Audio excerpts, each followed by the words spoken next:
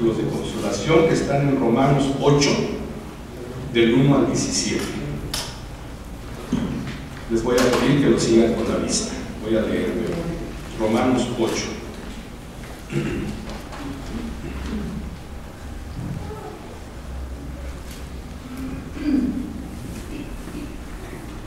Ahora pues, ninguna condenación hay para los que están en Cristo Jesús, los que no andan conforme a la carne, sino conforme al Espíritu.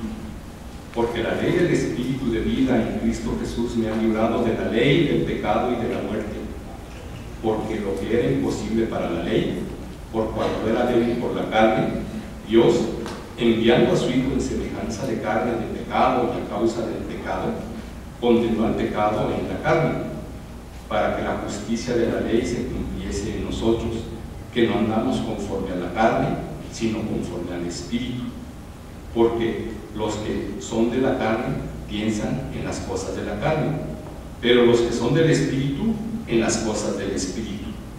Porque el ocuparse de la carne es muerte, pero el ocuparse del Espíritu es vida y paz. Por cuanto los designios de la carne son enemistad contra Dios, porque no se sujetan a la ley de Dios ni tampoco pueden.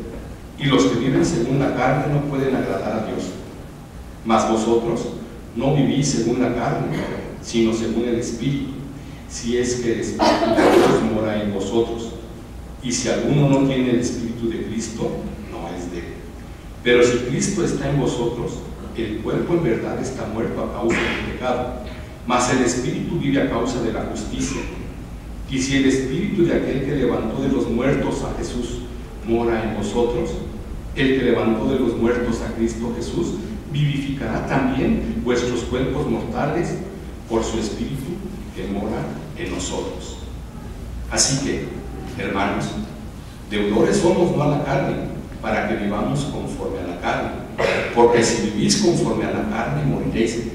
Mas si por el Espíritu hacéis morir las obras de la carne, viviréis. Porque todos los que son guiados por el Espíritu de Dios, estos son hijos de Dios. Pues no habéis recibido el espíritu de esclavitud para estar otra vez en temor, sino que habéis recibido el espíritu de adopción, por el cual clamamos, Abba Padre. El Espíritu mismo da testimonio a nuestro espíritu de que somos hijos de Dios. Y si hijos, también herederos, herederos de Dios y coherederos con Cristo, si es que padecemos juntamente con Él, para que juntamente con Él seamos glorificados. Amén. Vamos a entonar ahora el himno 282. Seguridad me dio Jesús. Dios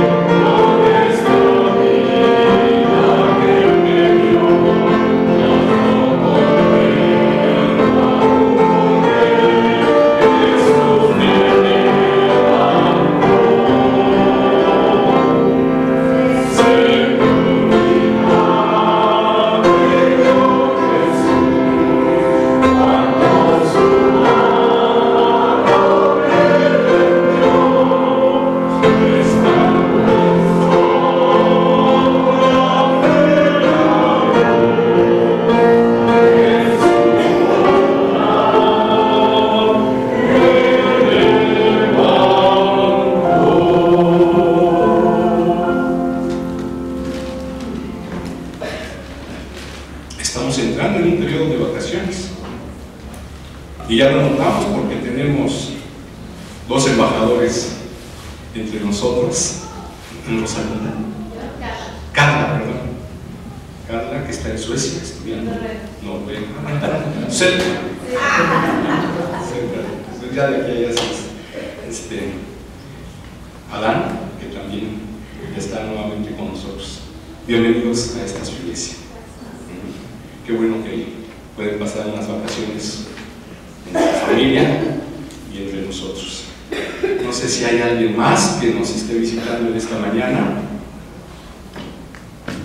Bueno, pues todos somos de casa, sintámonos también bienvenidos. Vamos a tener los momentos congregacionales con nuestro hermano Víctor Sandoval. Pues de veras nos da gusto reunirnos en este día santo y es nuestro deseo que la paz de Dios, que su bienestar, su presencia nos acompañe durante este día en nuestras familias, en la congregación de los creyentes, y disfrutemos de la palabra de Dios, de su consejo sabio, de la oración, de la comunión unos con otros. Entonces ahora vamos a saludarnos en el amor de Cristo.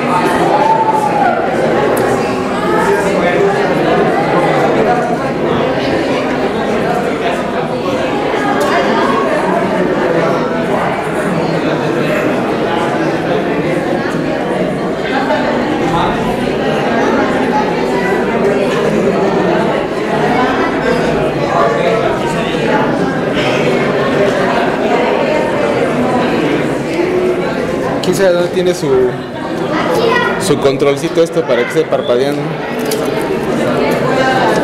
Ah, mira nomás. Ahí estás. Eso.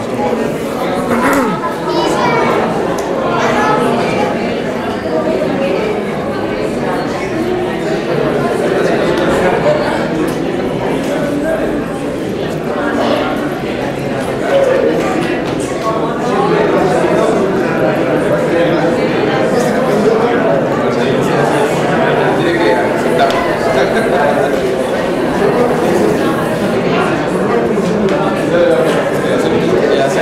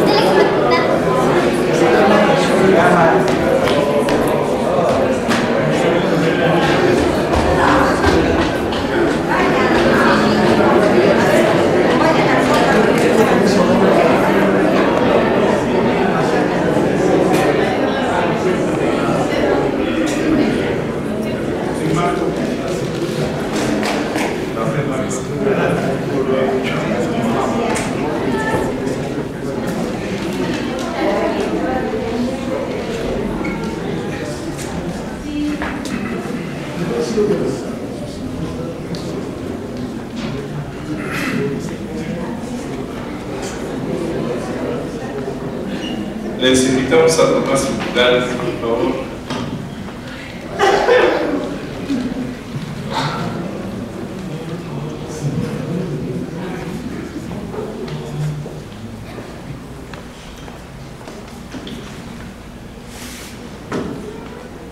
Bueno, entre los embajadores que decía Héctor, se acaba de sumar Eleazar y su esposa, que están con nosotros también de vacaciones. ¿Ustedes radican dónde? En España. Bueno, muy bien, pues bienvenidos. Qué bueno que están aquí. Entre los anuncios que tenemos esta mañana, en la noche, tenemos un programa muy especial, porque el Coro Net se lo va a presentar un programa de Navidad que nos va a explicar Diego.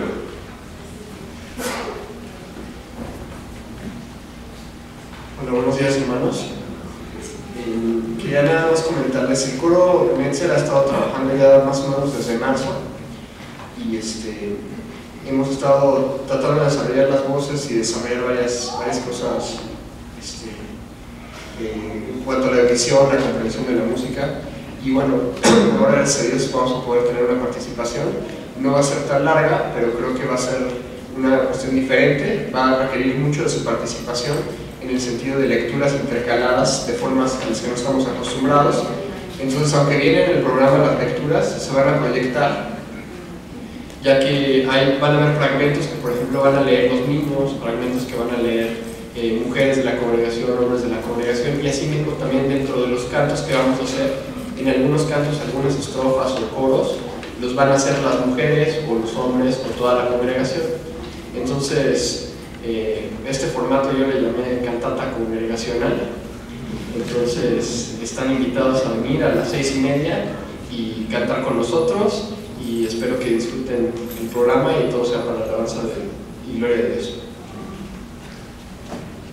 Muy bien, pues entonces tenemos la cantata congregacional. Entonces deben venir los niños, las niñas, los hombres, los jóvenes, las mujeres, todos, para que podamos alabar a Dios y también reconocer entre nosotros el esfuerzo de este grupo de jóvenes que se ha esmerado en este trabajo. El próximo miércoles tenemos la hora de villancicos. Aquí dice que es de las 19 a las 19:30, pero no es cierto. No, perdón, a las 19:30 horas. El próximo miércoles a las 19:30 horas vamos a dedicar solamente el tiempo a cantar, y después de cantar los villancicos de Navidad vamos seguramente a tener un ponche o alguna convivencia debajo del salón social. No dejen de venir, es un evento bonito de celebración. El próximo domingo el Coro Sion presenta su concierto navideño. Ese va a ser el domingo, y ahora Nochebuena cae el lunes. Entonces tenemos varios días unidos de celebración, porque el lunes vamos a tener el culto tradicional de Nochebuena a las 7:30. Es uno de los cultos más bonitos del año. Ese y el culto de resurrección pues marcan dos eventos importantísimos en la historia de la salvación, y ahora nos corresponde entonces el lunes 24 estar aquí para celebrar este programa. Después de eso las familias se retiran, pero yo creo que no hay Navidad realmente si no tenemos esa oportunidad de expresar nuestra gratitud y adoración a Dios. Y llegando hasta el fin del mes, pues tendremos el lunes 31 también el culto especial de fin de año. En el ínterin, el martes 25, el grupo de hermanos que salen a Cuba a presentar allá música y la palabra de Dios en la isla, salen el día 25 y regresan el día 1. Tienen ustedes ahí una hojita color naranja en la que se especifica el tipo de medicamentos que los hermanos están requiriendo. Si ustedes tienen su corazón apoyar en este esfuerzo, tienen una guía.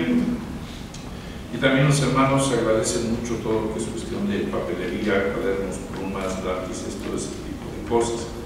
Lo que es pasta dental, todo lo que es aseo personal.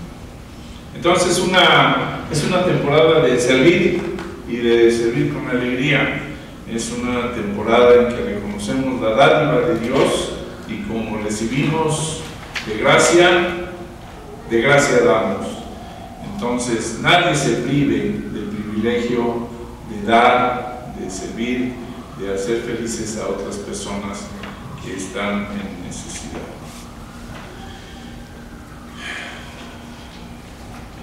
Bueno, vamos entonces a orar. Señor, en esta hora venimos a tu presencia como un pueblo, no en lo individual, sino como una familia, como un pueblo que tú has llamado y rescatado para ti, como un grupo, Señor, de personas en este momento y en esta generación que representamos de alguna manera, porque somos un grupo pequeño, pero representamos, sí, junto con todos los creyentes en el mundo, a tu pueblo y a tu pueblo en tu fidelidad, a un pueblo que tú has preservado por tu gracia, por tu misericordia, a través de toda la historia. Este pueblo tuyo, la iglesia de Cristo, el cuerpo de Cristo, Señor, a quien tú amas tanto. Este pueblo por el cual Cristo, el Señor, se encarnó, se hizo hombre, para que por su obediencia perfecta, por su completa sujeción a tu voluntad, por su cumplimiento de la ley, pudiera ofrendar su vida en lugar de nosotros, que somos pecadores, que somos indignos, para que los méritos de Cristo fueran, Señor, imputados a nosotros, para que nosotros pudiéramos encontrar perdón en la sangre de Jesús, para que nosotros pudiéramos encontrar resurrección en su resurrección gloriosa, para que nosotros tengamos asegurado contigo un lugar en el cielo por su ascensión, para que nosotros podamos también, Señor, ser reconciliados contigo y esperar gozosamente por su intercesión a tu diestra, en donde Él está como perfecto Dios, como un perfecto hombre, intercediendo por nosotros, preparando el lugar para nosotros. Y así, Señor, venimos reconocidos, agradecidos, totalmente impresionados por esta generosidad tuya, por estos dones tuyos, por este amor expresado tan abundantemente, tan generosamente, tan graciosamente, sin que nosotros lo mereciéramos. Señor, estamos en tu presencia gozándonos y disfrutando de esta comunión y de estos días. Rogamos tu bendición sobre todas las actividades, sobre todas las familias y sobre todos los corazones en esta época. Rogamos, Señor, que sepamos ser una iglesia fiel a ti al compartir este testimonio y hacer el bien a todos, especialmente a los de la familia de la fe. Te pedimos en esta hora por el viaje a Cuba, te pedimos por los hermanos en Cuba que ya nos están esperando, que tú permitas que seamos un instrumento de bendición en tu gracia, que la iglesia entera, Señor, al participar en esto a través de sus donativos, sus oraciones, su apoyo, su esfuerzo, podamos, Señor, encarnar y manifestar la característica que el Señor Jesús dijo que tendríamos sus discípulos, y esta es que nos amamos unos a otros. Aquí en el seno de nuestra iglesia, Señor, danos amor y consideración y paz y respeto y gozo y alegría y servicio. Te pedimos que todos podamos ser instrumentos de tu paz, de tu bendición, en beneficio de los que están afligidos, de los que están sufriendo enfermedad, de los que tienen Eucaristía, Señor, y que tu gracia esté sobre todos nosotros. Te pedimos por tu palabra predicada en esta época. Te pedimos, Señor, porque la Navidad, el mensaje de Cristo y el mensaje tuyo de salvación estén vigentes, Señor, y sean evidentes para que no queden, Señor, escondidos o ocultos en medio de una celebración que en el mundo ha perdido su sentido, pero que a nosotros toca recuperar y agradecer y bendecir y proclamar en tu nombre de la salvación en Jesús. Hoy te pedimos, Señor, que es un día de salvación. Te pedimos que hoy tu palabra predicada en toda la redondez de la tierra sea efectivamente la espada del Espíritu Santo que convierte y toca los corazones y discierne los pensamientos y penetra lo más profundo del alma, y que hace, Señor, que nuestros corazones se vuelvan a ti. Gracias, Señor, por tu presencia entre nosotros. Gracias por tu amor en Cristo, en cuyo nombre oramos.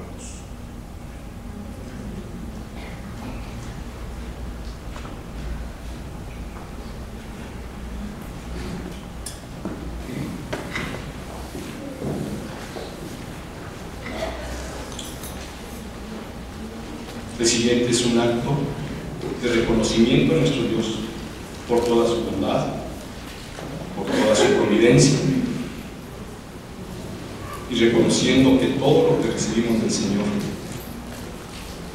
es abundante, generoso. También nosotros tenemos que reconocer que tenemos que darle lo que Él nos pide, nuestro diezmo, nuestro fe. En lo que nuestros diáconos se preparan, yo les invito a que leamos la lectura que está impresa en nuestros boletines de Primera de Crónicas 29. Vamos a hacerla juntos.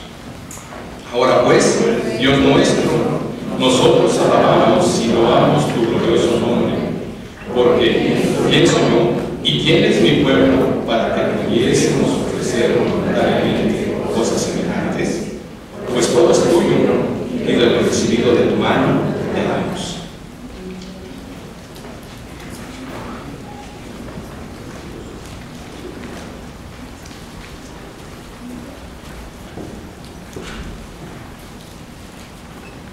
Vamos a orar por las ofrendas.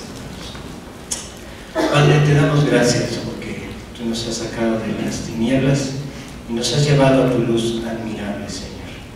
Te damos gracias por este regalo maravilloso que nos has dado en Cristo, Señor. Te damos gracias también, Padre, porque nos has dado la oportunidad de ser administradores de todo lo que nos das, Señor. Y mostramos este agradecimiento a través de nuestros diezmos y nuestras ofrendas, Señor. Te pedimos que tú los recibas, Señor, y que nos des de tu Espíritu para administrarlo conforme a tu propósito. Te lo rogamos todo en el nombre de tu Hijo Cristo Jesús. Amén.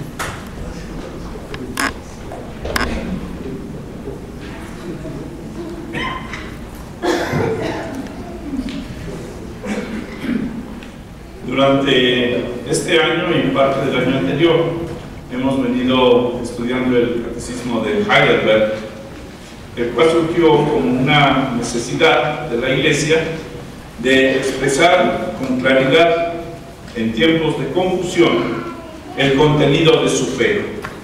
Era necesario y es necesario hoy tener claridad en lo que creemos, y lo que nosotros creemos es lo que la palabra de Dios enseña.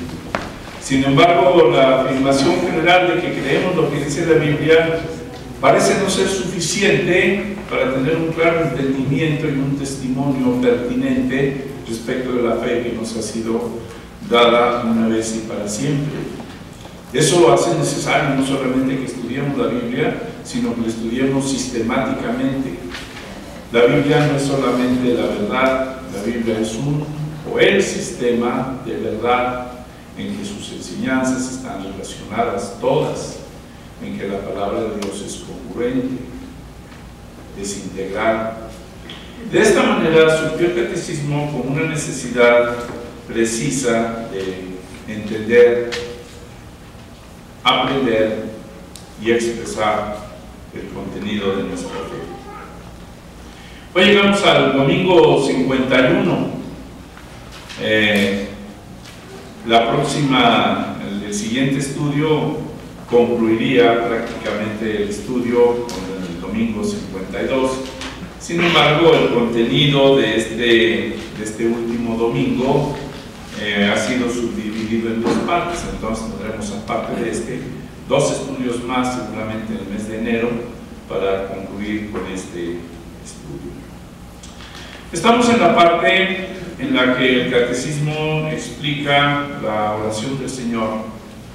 La oración como una parte importantísima en la vida de gratitud de los redimidos. La oración forma un eje central importante en la vida del creyente. La oración expresa la forma como el creyente se relaciona con Dios y también la forma como se relaciona con los demás en el nuevo entendimiento de los valores del reino de Dios. Todos nosotros nos relacionamos de alguna manera, pero en el caso del creyente, el que ha sido redimido en la vida de gratitud, necesariamente tiene que aspirar a una forma de relación diferente. Tiene también, antes que esto, como consecuencia, que cambiar su concepto de sí mismo. ¿Quiénes somos nosotros? ¿Quién dice Dios que somos nosotros? ¿Quién es Dios mismo? ¿Y cómo nosotros nos relacionamos con Él? ¿Cuál es nuestra posición ante Él? Y en virtud de su obra salvadora, ¿cómo es que hemos de vivir en esta tierra? Entonces, con todo esto tiene que ver la oración. Estudiamos ya las primeras peticiones del Padre Nuestro, primero entendiendo que para orar adecuadamente al Señor tenemos que vernos como hijos de Él. Por eso decimos Padre Nuestro. Y esta paternidad de Dios no es algo generalmente abstracto. La paternidad siempre es algo específico, concreto, tiene nombre. Y cuando nosotros nos acercamos a Dios, no podemos sencillamente acercarnos a Él en la aspiración de que todos los seres humanos son hijos de Dios. La Biblia enseña que los hijos de Dios son aquellos que le recibieron, los que creen en su nombre, aquellos cuyo nombre el pastor conoce y llama por el mismo a cada una de sus ovejas, aquellos cuyos nombres están escritos en el libro de la vida, aquellos que por su gracia hemos recibido el privilegio de ser hijos suyos y si hijos, también herederos de Dios y co-herederos con Cristo. Entonces, cuando nos acercamos a la oración, no nos acercamos ante una persona ajena a nosotros, nos acercamos ante Dios por su gracia, en esa actitud de saber que somos hijos amados de Él. Y esto marca el principio de nuestra oración. Esto define cómo nos vemos nosotros mismos al entrar en la presencia de Dios. No somos ajenos, dice la Biblia, no somos extranjeros, no somos advenedizos, sino que somos parte de su pueblo y somos sus hijos. Y después decimos que estás en los cielos, para recordar así que nuestra relación con Dios es una relación reverente, de sumisión, de temor, de respeto. Que hay una distancia inmensa entre Él como nuestro Dios y nuestro Creador y nosotros como su pueblo.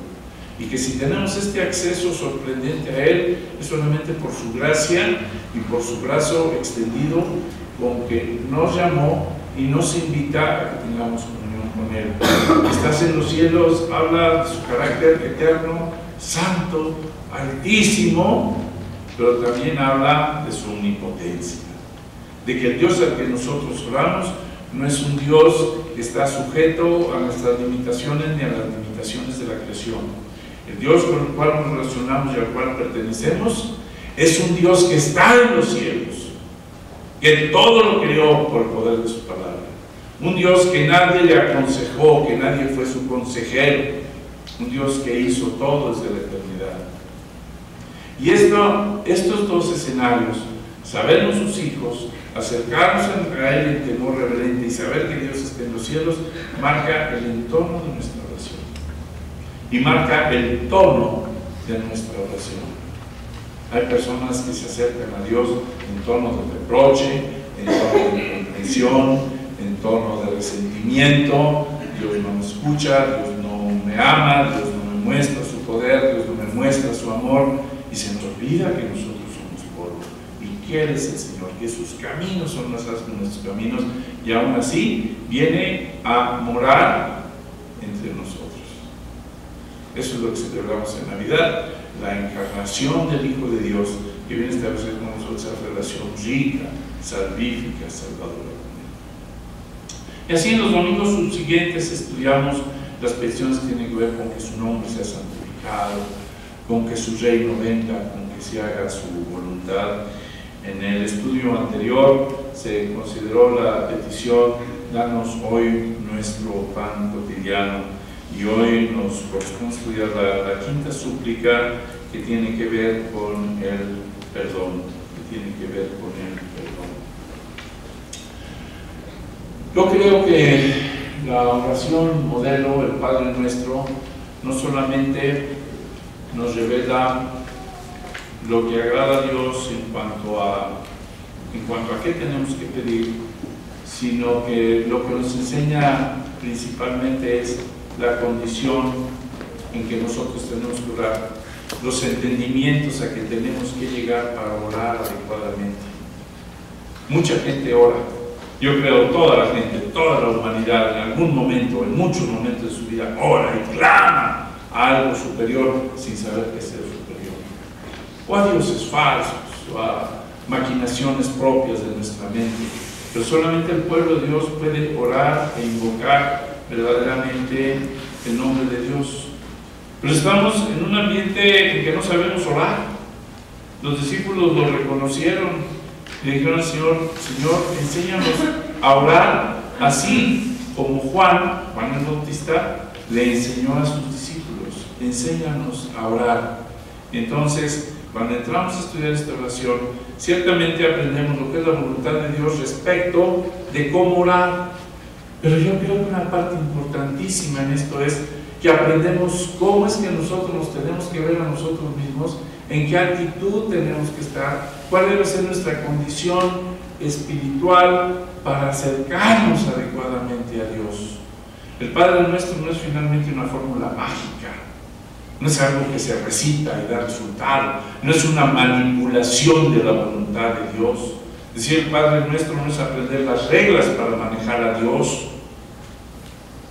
El Padre Nuestro es un modelo que nos enseña cuál es la voluntad de Dios y por otra parte cuál es nuestra condición, nuestro estado para hacerlo adecuadamente.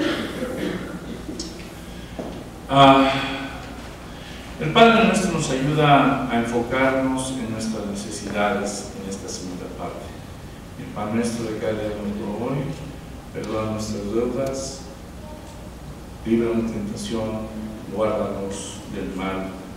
Y nos ayuda a saber cuáles son nuestras verdaderas necesidades, porque por absurdo que parezca, no sabemos realmente cuáles son nuestras necesidades.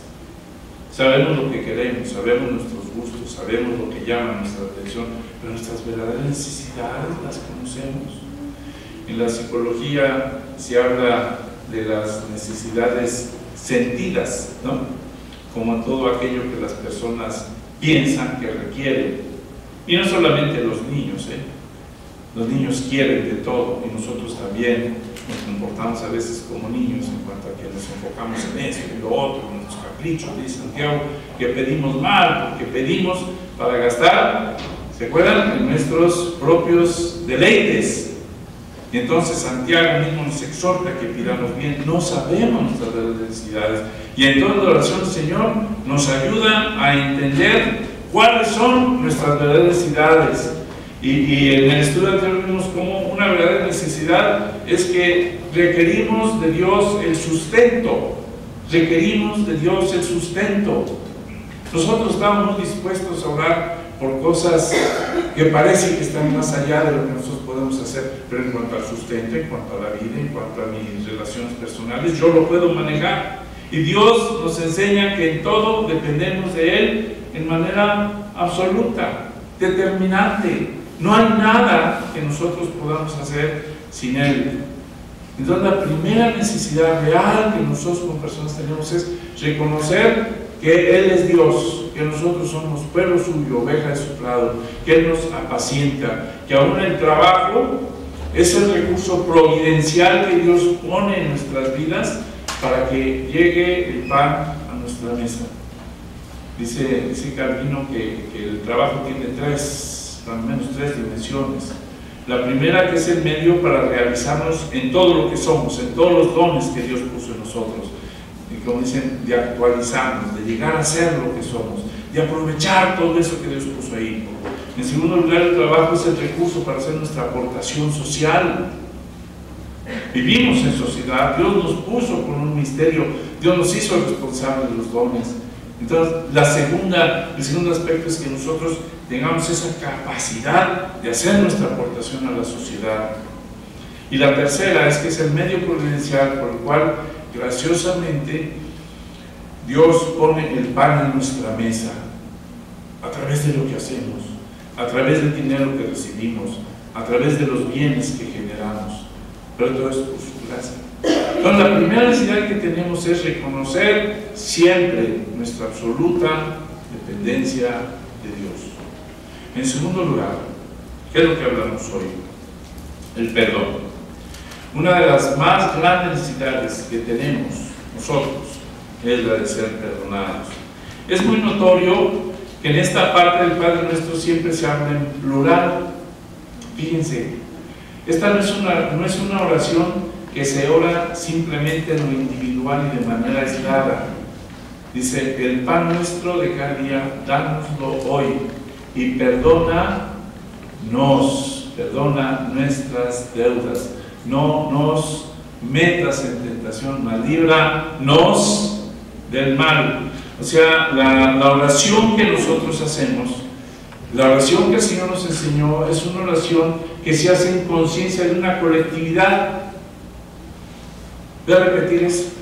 La oración que nosotros hacemos conforme a la oración del Señor es una oración que se hace en conciencia de que pertenecemos a un grupo, que somos miembros del cuerpo de Cristo, que no es un tema aislado en que yo por allá en un rincón oro sin estar en el entendimiento de que pertenezco al cuerpo de Cristo, de que pertenezco a esa nación, a ese pueblo redimido, a que estamos injertados en Cristo.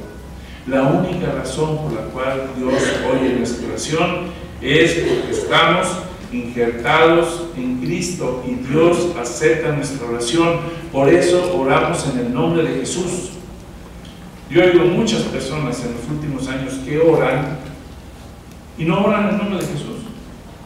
Entran y dicen: Señor, Padre, te pedimos esto, te damos gracias, te damos esto, te damos esto. Amén. Como si nosotros tuviéramos la capacidad por nosotros mismos de presentarnos ante Dios para demandar una serie de cosas, cuando la Biblia dice que estamos muertos en nuestros delitos y pecados.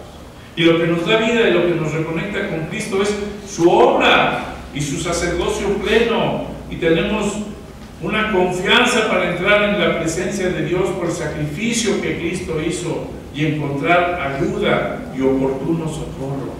Por eso oramos en el nombre de Cristo. No es una fórmula de cortesía, no es una forma de determinar nuestras oraciones, simplemente significa que pertenecemos a un cuerpo, que estamos conscientes que somos el pueblo de Dios, que Cristo dio su vida por nosotros, que Él abrió las puertas para que tuviéramos comunión con Dios. Entonces, eso es lo importante que nos demos. Esta oración es una oración que se hace tomando conciencia de que pertenecemos a una colectividad. En tercer lugar, la petición sincera. O sea, la petición tiene que ser sincera, ¿no? De otra manera, ¿qué sentido tiene orar a Dios? Y cuando nosotros oramos a Dios por el perdón de nuestros pecados, ¿realmente queremos ser perdonados? ¿Realmente estamos arrepentidos? ¿Realmente aquello que presentamos a Dios lo consideramos una ofensa que le hemos hecho? ¿Realmente hay algo de nosotros que clama y nos dice que somos pecadores, que estamos ofendiendo a Dios? ¿O nos hemos vuelto sencillamente legalistas o tradicionalistas? Decimos: Señor, perdónanos. Tú perdónanos, tú siempre perdónanos. Hagamos lo que hagamos, perdónanos. No importa, perdónanos. Dice que la oración, si nosotros pedimos perdón, es porque tenemos una clara conciencia del pecado, un claro rechazo a aquello que nos lleva a pedir perdón. Si nosotros no tenemos esa sinceridad, ¿para qué orar? Hay mucha gente que dice: bueno, pues es que yo soy así, ¿no? Ya, así soy. Entonces, ¿cuál es el problema? Entonces, si no tiene problema, no tiene que pedir perdón. Los que piden perdón son los que tienen conciencia de la gravedad de las ofensas que cometemos contra Dios y contra las personas, ¿no?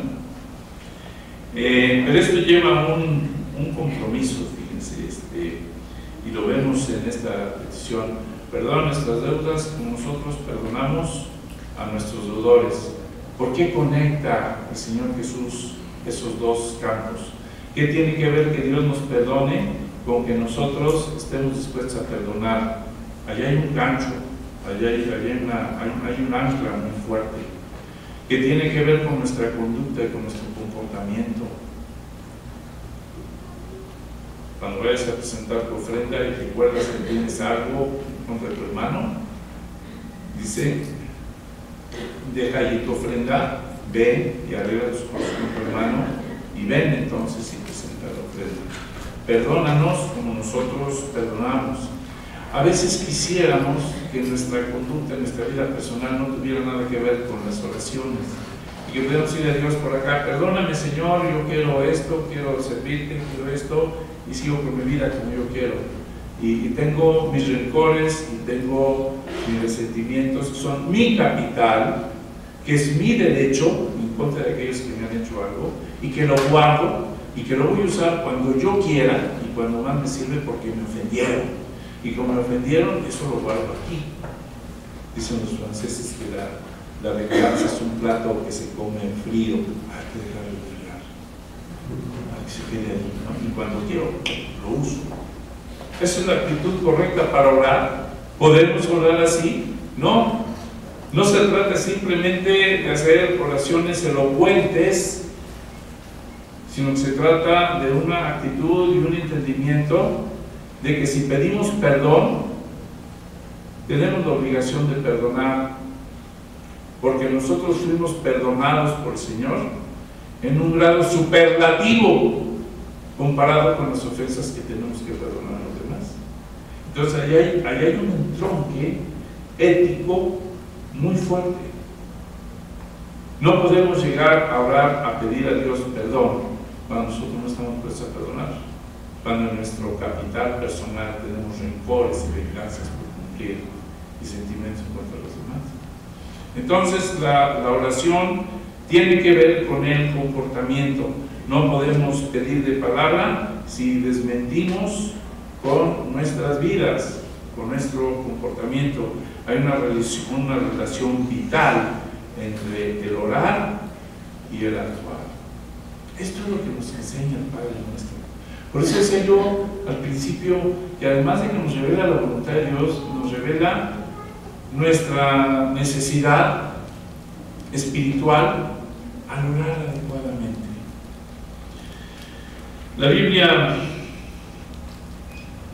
instruye mucho sobre este tema, de cuál es la actitud del que ora. Y hay varios pasajes que ustedes conocen. La primera y más conocida es aquel pasaje del joven que pidió su herencia, se fue, lo malgastó, vivió perdidamente, y estando ahí apacentando cerdos, se dio cuenta, dice la Biblia, volviendo en sí. O sea, cuando nosotros estamos en pecado es como que estamos fuera de nosotros, como que estamos locos, como que nos hemos salido de la realidad cuando pecamos, y pecamos consistentemente. Dice, volviendo en sí, se dijo: en la casa de mi padre, ¿cuántos jornaleros hay que tienen abundancia de pan? Y yo aquí me muero de hambre, porque ni siquiera lo que comían los puercos le era dado para comer. Entonces dice, me levantaré, diré a mi padre y le diré: Padre, he pecado contra el cielo y contra ti. Fíjense qué conciencia tiene, ¿no? Contra el cielo y contra ti. Dice, y ya no merezco ser llamado como uno de tus hijos, pero trátame como un jornalero, dame un oficio. O sea, su condición espiritual lo que revela es esa conciencia total, ese dolor que le capacitaba entonces, que le ponía en el estado correcto para orar. Él no dijo simplemente, si me acabó el dinero, qué mal me va, algo así, papá que me perdone, y pues no pasa nada, es mi papá. No, sino que habla de una condición dolida, habla de un sufrimiento espiritual tremendo que se da cuenta a causa de la transgresión, de haber pecado contra el cielo y contra su Padre. Otro ejemplo que marca la Biblia es el de aquella mujer pecadora, prostituta, que estando Jesús en casa de Simón el fariseo, le invitó a comer, y en aquella cultura, lo que hemos oído, esos banquetes eran una especie de espectáculo público en que se abrían las puertas de la casa y los invitados estaban ahí, la gente podía ver, y esta mujer pública entra y empieza a lavar los pies de Jesús, se acercaron con sus lágrimas, y eso escandaliza a todo el mundo, porque el hecho que había entrado a casa del fariseo no quería decir que el fariseo fuera un creyente, un discípulo de él, sencillamente quiere decir que era un fariseo que lo había invitado, y entonces está muy presto a criticar a Jesús, y dice, si este fuera profeta, sabría qué tipo de mujer es esa que está allí, que se metió a mi casa, y que le está lavando los pies y deja que le toque. Qué hombre recto, qué hombre temeroso de Dios, deja que las prostitutas le toquen, y públicamente, ¿no? Entonces Jesús, oyendo aquella crítica y sabiendo de aquella crítica, dice, Simón, una cosa tengo que decirte. Dice, sí, maestro, dime. Cuando llegué a tu casa, no lavaste los pies, no me diste beso. Esta mujer, desde que llegó, no ha dejado de besarme, de lavar mis pies. Te voy a decir una historia. Un señor tenía 2 deudores, a uno le perdonó muchísimo, y a otro que le debía poco le perdonó. ¿Cuál crees que le amó más de los dos? Y dice Simón, pues yo creo que aquel al que mucho fue perdonado. Pues bien has dicho. Entonces, por eso te digo que los muchos pecados de esta mujer le son perdonados. La actitud de la mujer era una actitud de quebrantamiento, de imposibilidad, de incapacidad de reparar el daño que había hecho. Entonces, por eso amo mucho. Entonces dice el Señor, pues esta mujer, yo le perdono sus muchos pecados porque amo mucho. En cambio, al que poco se le perdona, poco ama, ¿no? Y aquí a simple vista parece que la condición para ser perdonado es amar, pero no. Lo que está diciendo el Señor es que aquel que recibe más gracia, pues tiene una vida mucho más agradecida. Y el tercer caso muy dramático para ilustrar esta condición del que pide perdón es el que ya leímos en Salmo 51. Ten piedad de mí, oh Dios, conforme a tu misericordia, conforme a la multitud de tus piedades, borra mis rebeliones. El rey David estaba sufriendo en carne viva cuando volvió en sí, cuando dejó de estar loco, cuando Natán viene y le dice, tú eres ese hombre, porque David había acomodado su mente, su espiritualidad, su vida, su posición como rey, como ungido de Dios, y llevaba, pues yo creo con cierta incomodidad, pero a fin de cuentas acomodado a su experiencia, el pecado de haber tomado una mujer que no era suya, de haber hecho que por su mano se asesinara a su marido, de haber tratado de engañar, de haber emborrachado al marido para que pensara que el niño era de etcétera, todo eso. Y el rey cae en esa situación de que se ve por primera vez en la circunstancia de tal como él era. Y entonces escribe ese salmo penitencial que conocemos. Esta era la introducción. Vamos a leer la pregunta 126.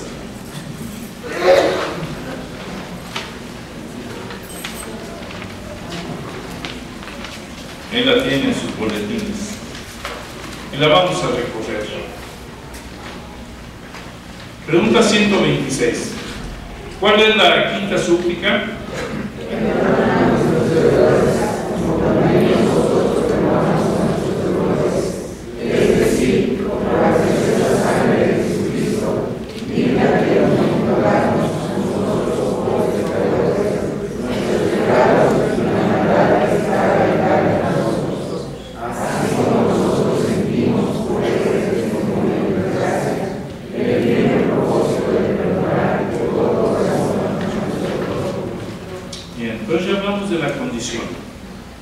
Hablamos de la condición espiritual y personal. A Dios no le podemos engañar.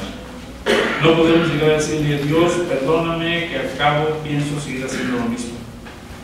Es engañarnos a nosotros mismos.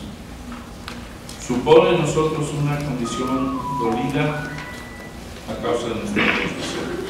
Pero aquí lo importante es, ¿cuál es la base de nuestro perdón? Dice, por la preciosa sangre de Jesús. Cuando nosotros hablamos de perdón, quiere decir que nos damos cuenta que el agravio que hemos cometido es grave. Si no fuera grave, a veces sí pedimos perdón, ¿no? Decimos, oye, perdóname por esto, pero en realidad yo creo que era esto o otro, ¿no?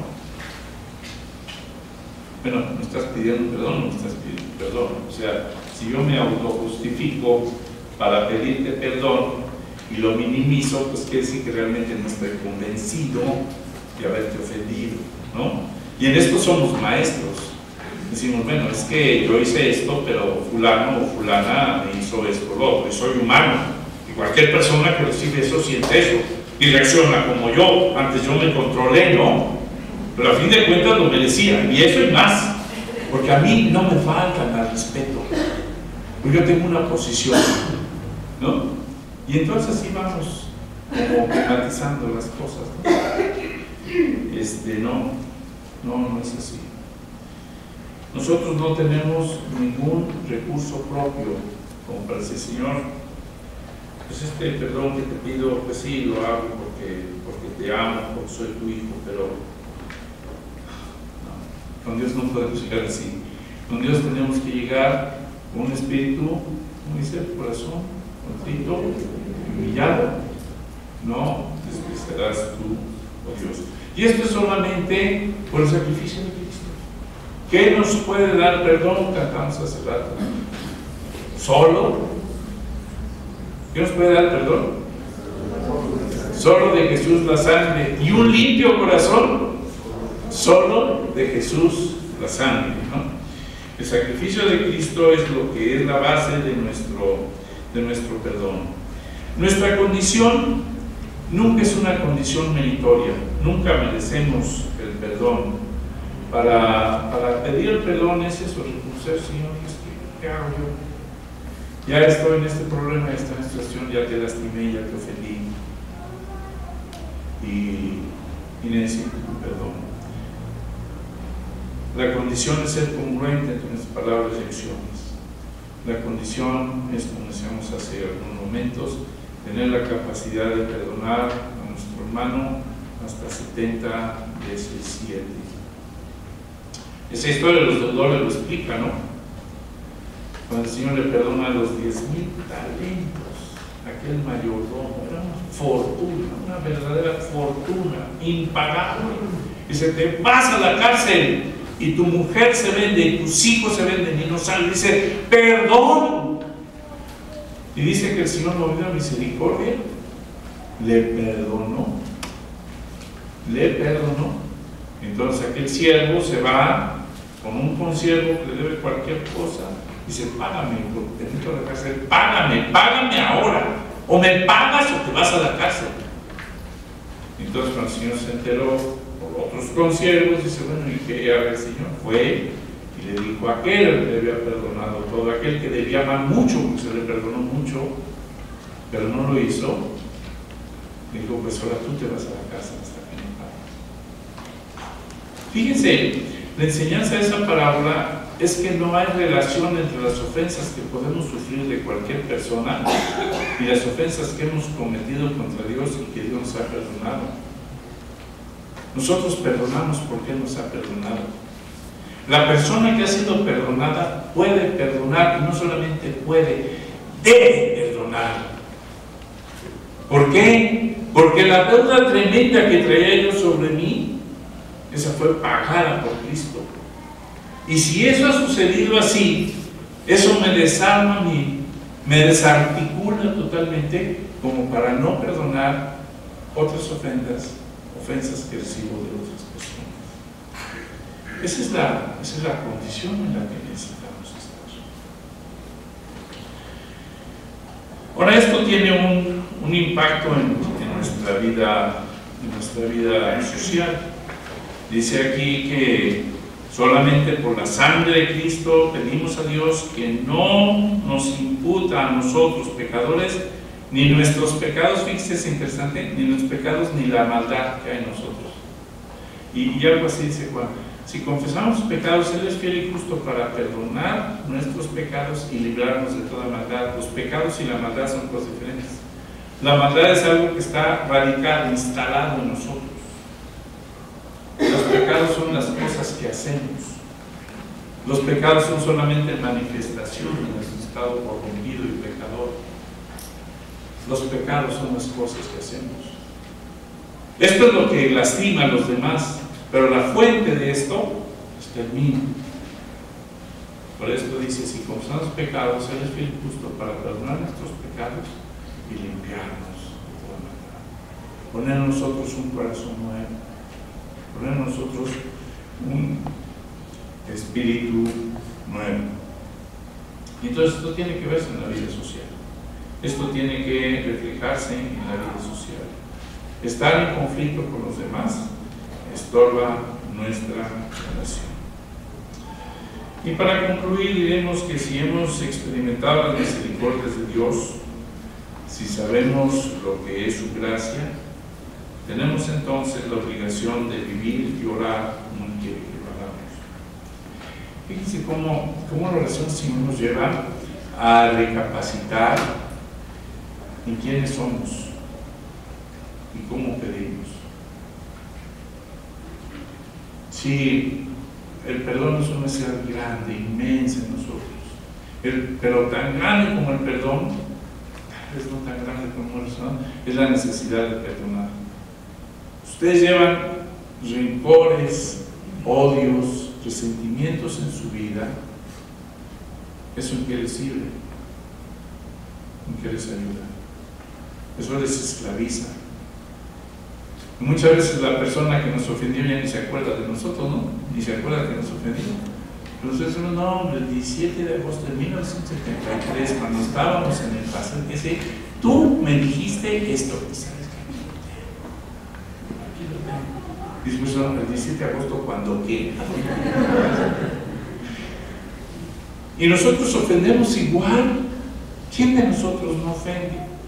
¿Quién de nosotros puede pensar, no, hombre, que me digan lo que quieran, a ver a quién ofendido? La necesidad de perdonar y la necesidad de ser perdonado son aspectos que tienen que ver con nuestra libertad personal, con el ser quienes queremos ser. Muchas veces arruinamos nuestras relaciones con los amigos, con las nueras, con los esposos, con quien sea, sencillamente le decimos, esta persona por lo que me hizo, jamás lo voy a volver a tratar como lo trataba yo antes. ¿Quién se lesionó?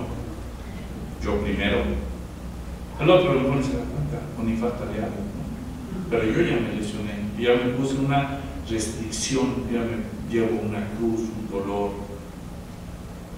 Y eso no ayuda. Lo que dice el Señor es que debemos orar, perdona nuestras ofensas, perdona nuestros pecados, así como nosotros perdonamos a los que nos ofenden. Perdonar a los otros no es un mérito para que demos perdón. Perdonar a los otros es una conclusión irreversible del que ha sido perdonado. Si de veras ha sido perdonado, yo te invito a que abres tu corazón y perdones a quienes te han ofendido. Sobre todo si tienes conciencia de esto. Bueno, esto es lo que nos enseña esta petición. Vamos a orar al pastor. Le pido que él nos despida con mi petición. Todos están invitados a permanecer a la escuela.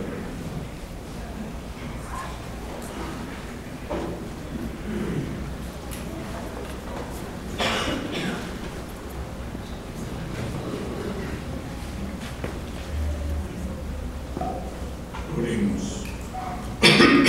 Padre, pedimos el perdón porque tú enviaste a tu Hijo para pagar por nuestros pecados.